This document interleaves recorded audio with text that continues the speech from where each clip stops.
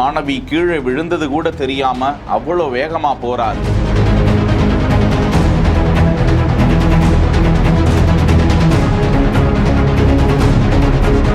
ஆட்டோவிலிருந்து அந்த குழந்தை விழுந்து எழுந்து நிக்குது.